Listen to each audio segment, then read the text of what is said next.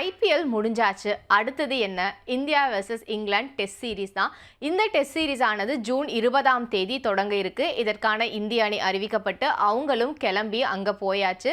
தங்களோட முதல் பயிற்சியில அணியோட வீரர்கள் ஈடுபட்டு இருக்காங்க. இங்க தான் ஒரு மிகப்பெரிய ட்விஸ்ட் அப்படிங்கிறது இந்திய அணிக்கு நடந்திருக்கு. ஏன்னா இந்திய அணியோட விக்கெட் கீப்பர் பேட்ஸ்மேன் மற்றும் துணை கேப்டனான ரிஷப் பண்ட்டுக்கு பயிற்சியின் போது ஒரு காயம் ஏற்பட்டிருக்கு. பயிற்சியின் போது காயம் ஏற்படுறது வீரர்களுக்கு ஒரு இயல்பானது தானே அப்படின்னு நம்ம கேட்கலாம்.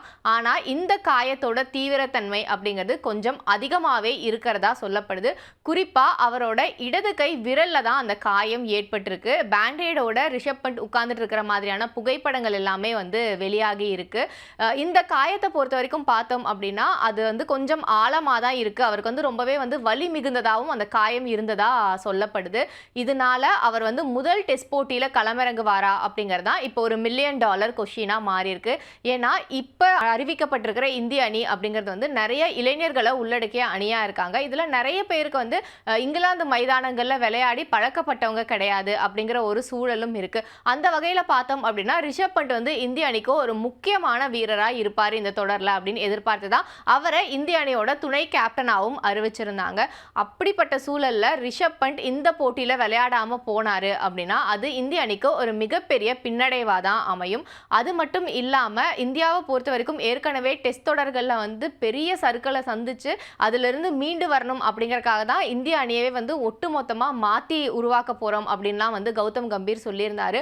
ஸோ அப்படி ஒரு மாற்றத்தை கொண்டு வர்றதுக்கான முன்னெடுப்புல முதல் முயற்சியிலேயே இந்தியாவுக்கு இப்படி ஒரு பிரச்சனை வருது அப்படிங்கிறதும் இங்க நம்ம கவனித்து பார்க்க வேண்டிய ஒண்ணா இருக்கு. போட்டியை பொறுத்த வரைக்கும் ஜூன் 20ஆம் தேதி தான் நடக்க இருக்கு. இன்னும் கிட்டத்தட்ட 10 நாட்கள் இருக்கு அப்படிங்கறனால ஒரு சின்ன நம்பிக்கை இருக்கு. ரிஷப் பண்டோட காயம் சீக்கிரமா குணமடைஞ்சு அவர் அந்த டெஸ்ட் போட்டியில விளையாடுவாரு அப்படிங்கிறது. அதை தாண்டி 13ஆம் தேதி இந்திய அணி இந்தியா ஏ கூட ஒரு பயிற்சி போட்டியில ஈடுபட இருக்காங்க. அந்த போட்டிக்குள்ள ரிஷப் பண்ட் குணமடைவாரா அப்படிங்கிற ஒரு எதிர்பார்ப்புமே இருக்கு. அந்த போட்டியில அவர் களமிறங்கினாரு அப்படின்னா அப்ப கண்டிப்பா 20ஆம் தேதி தொடங்கக்கூடிய அந்த முதல் டெஸ்ட் போட்டியிலையும் விளையாடுவாரு அப்படிங்கிறத நம்ம உறுதிப்படுத்திக்கலாம். ஒருவேளை ரிஷப் பண்ட் இல்ல அப்படின்னா அவரோட இடத்தை யாரு பூர்த்தி பண்ணுவாங்க அப்படிங்கிறது தான் அடுத்த கேள்வியா இருக்கும். இந்திய அணியை பொறுத்த வரைக்கும் துருவ் ஜுரேல் தான் மாற்று விக்கெட் கீப்பரா அறிவிக்கப்பட்டிருக்காரு.